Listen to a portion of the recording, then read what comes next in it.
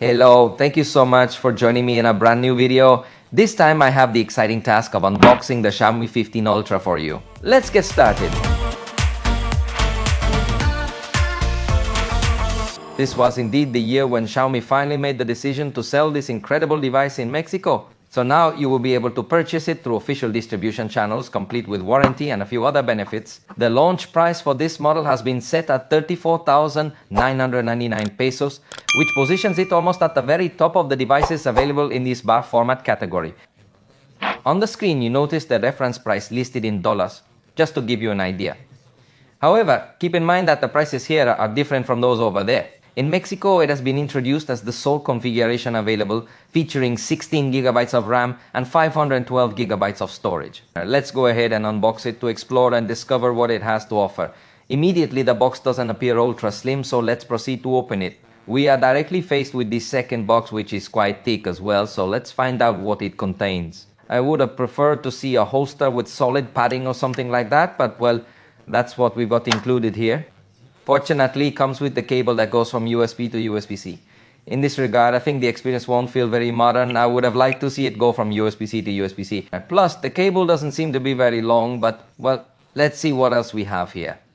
We find the documentation and quick guides, also known as the usual papers. And finally, we come across a case that is entirely transparent, yet it is rigid. It's important to note that we aren't going to find a flexible design here, which could be beneficial for certain falls. I believe it can protect it quite well, even though it's a case that's relatively simple. I think over time it might turn slightly yellow. I would have preferred to see a case with solid padding or something similar, but well, this is what is included. Fortunately, it comes with a case, as it is aware that in its price range it competes with flagship models from other brands that do not provide a case or a charger. However, in this instance, based on what I'm observing, it seems it will not come with a charger either. This might differ in some regions, but I believe that for the majority of the world it will be delivered in this manner without a charger included in the box. I think this is a detail that will likely upset a lot of fans. After this, we are going to meet with the mobile device, and it's important to note that it indeed comes without a charger. Consider this very important piece of information. In Mexico, the version with the charger included in the box will be distributed, but I must emphasize that in other countries it will arrive like this without a charger. Please consult this specific information in your own country. But at least in Mexico, it will come with this important accessory. Now, let's take a look as the device arrives here, and we begin to highlight some of its main features, which certainly makes this device one of the most appealing options in the high-end market. Now, let me peel off this sticker so we can see that it boasts a substantial design. The camera module sticks out remarkably, and it's important to note that we are looking at one of the most advanced photography systems available. Take note that it features 4 main ultra-wide cameras and 2 telephoto lenses to ensure excellent zoom range coverage. The 200 megapixel telephoto lens occupies the most space, which is why we have a module that really stands out in a significant way. Let's take a look at how it appears with the case on, and you can let me know which design you prefer. Personally, I believe that with the holster, it looks much more straightforward, especially given that other manufacturers have begun to replicate this mega circular camera module design. Even if their cameras aren't as appealing, however, in this case, the cameras are truly impressive. To be honest, I would choose to use the device without a case, because while with a case it appears quite plain, without a case, it looks much better, attractive. And well, this mega camera module also has a bit of texture around it, which adds a nice touch. Listen closely, you might hear it, and perhaps you could even file your nails on it. However, that's everything included in the box. Now, let's shift our attention directly to the mobile device so I can discuss its specifications with you. I hadn't switched it on yet, so now I'm going to wait for a moment. The cell phone is already powered on, so let's take a moment to explore its specifications in detail. It measures 9.35 millimeters in thickness and weighs 226 grams for the black or white color editions. However, there is a special edition that is both thicker and heavier. This device doesn't aim to overly refine its design in that aspect, so it doesn't feel particularly light or extremely thin. It features the Xiaomi Shield Glass 2.0 to safeguard the screen and boasts an IP rating for water and dust resistance, meaning it successfully passed a level 1 test. A depth of 5 meters for a maximum duration of 30 minutes, we consider accidental drops in water or similar scenarios, so damage is unlikely. The display measures 6.73 inches diagonally, featuring a MOLE technology with a high resolution of 3200 by 1440 pixels. It also offers a peak brightness of 30,200 nits for HDR content, a dimming rate of 1920 Hz to reduce eye strain, and the dynamic refresh rate ranging from 1 to 120 Hz, featuring automatic adjustment. It's certainly a high quality screen with stereo sound, including a speaker at the bottom and another in the earpiece area for calls. Initially, it seems the mid frequencies are too high, but luckily Xiaomi provides an equalizer, so you might need to use it for sound more to your liking. The front camera is 32 megapixels with f2.2 aperture and fixed focus. It has an OmniVision sensor, and note that in the preview it's a bit burned out, but in the final result we're going to find something very good, with good balance of highlights and shadows, even with good detail. And consider that also the photographs have this high dynamic range information, so that when you view them, you will notice that the brighter areas in real life will also look brighter through this screen. The result is appealing, though the lack of autofocus means it might not be the top camera in its class.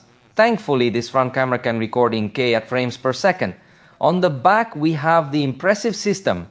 It starts with the M&M ultra wide-angle camera featuring a megapixel sensor f aperture and autofocus, making it suitable for wide shots and macro photography. Then there will be the 23mm main camera featuring a 50 megapixel 1-inch Sony Lithia 900 high-end sensor, which includes an f-aperture of 1.63 and optical stabilization. However, it has lost the variable aperture compared to the previous generation. In fact, I have the last generation here to give you a quick look at it. It seems to me that they have also enhanced the glass treatment in front of the cameras to reduce reflections a bit more, thus allowing for a cleaner entry of the illumination in the photographs. You'll notice that they've changed the distribution of the cameras, which was visually more harmonious before, but in order to accommodate that tremendous telephoto we have over here, they had to sacrifice a bit of this more harmonious aesthetic that we saw in the last generation. After the main camera, we find the telephoto camera, in this case of 70mm, that is optical zoom approximately 3x, also with 50 megapixels, aperture f1.8 and autofocus with autofocus capabilities, macro. And finally, the most attractive of all, Xiaomi calls it as Ultra Telephoto, has a 200 megapixel sensor, Samsung HP9, aperture f2.6. Optical stabilization, although focal length equivalent to 100mm, i.e. optical zoom 4.3x. Personally, I don't find it the best decision to have 3x and then 3x I don't consider it to be. Such a different distance, although the 3x has macro capabilities and that might compensate a little, but I would have liked to see a little bit more optical zoom, or at least a greater distance from the 3x. But better yet, let's take a look at the examples. In this case, the photograph taken with the ultra-wide camera looks very impressive with great quality. I appreciate that it maintains a color very similar to the main camera. Although interestingly, in the main camera, I notice a slight halo of light around the edges of the dark areas. It's not very noticeable, but I can perceive it. The colors remain natural and well detailed in these initial impressions. Then it provides us with a M&M crop, which is a X zoom maintaining optical quality, offering excellent quality for short range zoom. Next, you see the image at M&M using the dedicated lens, so it's optical zoom with good quality. Then we move directly to the M&M camera, avoiding sensor clipping on the telephoto lens, and naturally the quality is excellent in good lighting conditions. Notice how in this particular case you are observing the photograph with a size of 1398mm, which means it is using a 60x digital zoom. Pay attention to the fact that you can even spot the insect that is entering the flower. You can still see a remarkably good level of detail. This effect is achieved with the help of artificial intelligence, yet it looks quite natural, although in this scenario it is under conditions with excellent lighting. It still performs exceptionally well in very long range zoom. The maximum zoom capability is 120 and 20x. In this instance, you might not see such a detailed image anymore, but this represents the maximum zoom level and you are indeed going to use it. It's an exceptionally rare occurrence in life, yet the outcome it provides is incredibly beneficial. Therefore, the camera system stands out as its most appealing feature, undoubtedly due to the remarkable level of detail achievable through the ultra telephoto camera's high-resolution sensor. It's important to note that the manufacturer also provides various intermediate cropping levels within the sensor, ensuring you receive a high degree of quality in all these zoom aspects. Additionally, it includes two Leica configurations, Leica, authentic and vibrant Leica depending on how you prefer colors and shadows to be interpreted. And when it comes to video, it supports K at up to 60 frames per second with any of the cameras. Even while you're recording, you can switch between every one of them. In fact, you also have the option to record at up to K with any of the cameras, although while recording, it doesn't allow you to switch between them. However, this capability is quite impressive.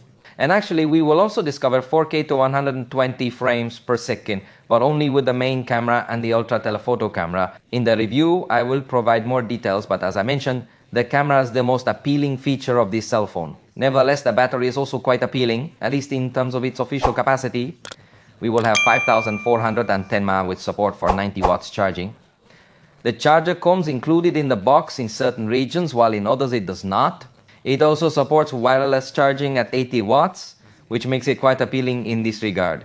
If the charger is not included in your region, keep in mind that Xiaomi recommends using the original 90 watts charger. However, it is also compatible with Qualcomm Quick Charge 3 Plus, as well as versions 3 and 2, and Power Delivery 3.0 and 2.0.